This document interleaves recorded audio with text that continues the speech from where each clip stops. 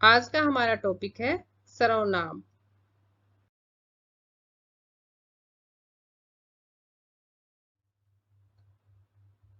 सर्वनाम की परिभाषा करेंगे हम, या फिर सर्वनाम किसे कहते हैं। जो शब्द संज्ञा के स्थान पर प्रयोग किए जाते हैं उन्हें सर्वनाम कहते हैं। किसके स्थान पर? संज्ञा के स्थान पर जो शब्द प्रयोग किए जाते हैं उन्हें सर्वनाम कहते हैं। जैसे मैं, तुम, हम, आप, तू, वह, यह, जो, सो, कोई, कुछ, कौन, क्या आदि। आइए अब हम इसे एक तस्वीर के माध्यम से समझते हैं। जैसे वह लड़की दौड़ रही है। कौन सी लड़की? वह लड़की। यदि हमें इसका नाम पता है तो हम कहेंगे पिंकी दौड़ रही है। तो पिंकी क्या है? संज्ञा शब्द है। उसकी जगह हमने क्या कहा कि वह लड़की दौड़ रही है। पिंकी की जगह हमने शब्द लिया वह, तो वह सर्वनाम शब्द है।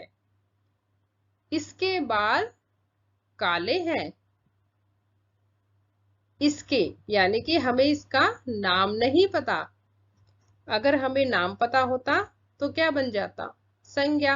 अब उसकी जगह हमने क्या प्रयोग कर दिया? इसके बाल काले हैं, तो इसके शब्द सर्वनाम है। यह इसका कुत्ता है, तो इसका शब्द और यह शब्द ये दोनों क्या है? सर्वनाम शब्द है। यह कौन? यह यानी कि ये कुत्ता। कुत्ते की जगह हमने क्या रखा? यह शब्द। इसका यानी कि हमें अगर इसका नाम नहीं पता तो हम क्या कहेंगे? इसका। तो यह, इसका, ये शब्द क्या है? सर्वनाम शब्द है। वे दोनों बैठे हैं। वे दोनों यानी कि हमें इन दोनों का ही नाम नहीं पता। यदि हमें नाम पता होता तो हम नाम लेके बोलते कि मोहन और रीमा दोनों बैठे हैं। हमें दोनों का नाम नहीं पता तो हम, या फिर हम जब कोई भी बात किसी के बारे में कहते हैं तो हम एक ही व्यक्ति के बारे में जब कई सारी लाइनें बोलते हैं तो हम बार बार उनका नाम लेने की बजाय यह, वह, वे इन शब्दों का प्रयोग करते हैं। तो ये सारे शब्द जो है वो सर्वनाम होते हैं। जब हम नाम लेते हैं तो वो संज्ञा शब्द होते हैं।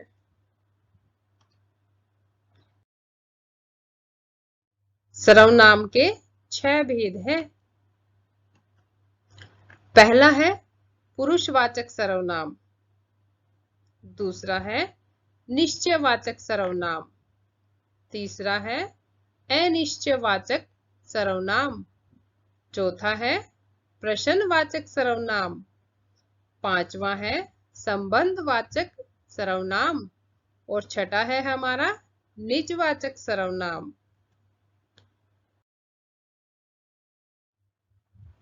आइए अब हम सर्वनाम के बारे में कुछ विशेष महत्वपूर्ण बात को भी जानते हैं। जैसे सर्वनाम शब्द दो शब्द सर्व और नाम के योग से बना है, यानी कि सर्व और नाम को मिलाकर ही सर्वनाम बना है। सर्व का अर्थ है सबका और नाम का अर्थ है नाम, यानी कि सबका नाम ही सर्वनाम है। अब आप समझ गए होंगे कि सबका नाम यानी कि नाम क्या होता है? संज्ञा होता है। नाम संज्ञा का ही रूप है। नाम को ही संज्ञा कहा गया है या संज्ञा को ही नाम कहा गया है।